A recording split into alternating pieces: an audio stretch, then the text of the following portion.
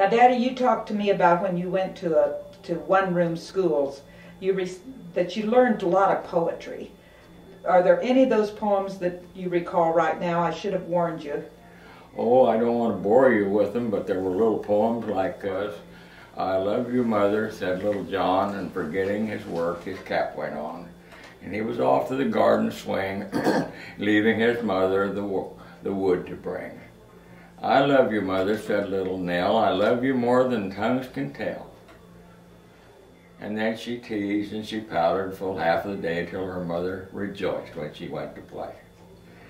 I love you, mother, said little Nan, today I'll help you all I can. So stepping softly, she took the broom and swept the floor and dusted the room, folded the laundry into a neat heap, and rocked the babe till it fell asleep. Now I love you, mother, again they said, as she tucked them into bed.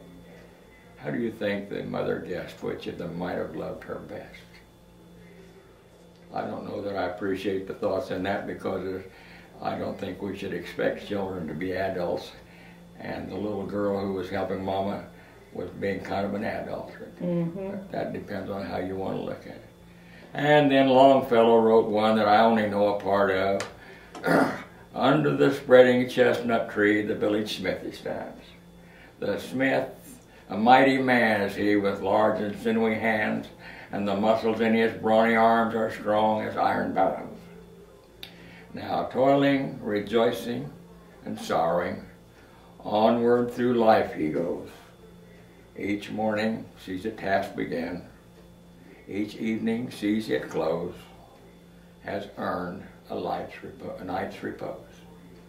I stumbled on that a little bit. He earned a night's repose. So that was Longfellow. That was by Longfellow, yeah. Oh, and Longfellow, on the more religious side, Longfellow said, well, in the Bible we have Genesis, Exodus, and Numbers. Numbers is kind of a word to take the place of census, or county. Anyhow, he says, tell me not in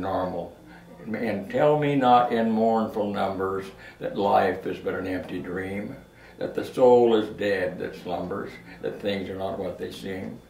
Life is real. Life is earnest. The grave is not its goal. Dust thou art, to dust returnest was not spoken of the soul. In this broad field of battle, in this bivouac of life, be not light-driven cattle, be a hero in the strife. O lives of great men all remind us that we can make our lives sublime, and departing leave behind us footprints in the sands of time. That was Henry Longfellow. Man, that's profound. Yeah, I think he had a serious moment there.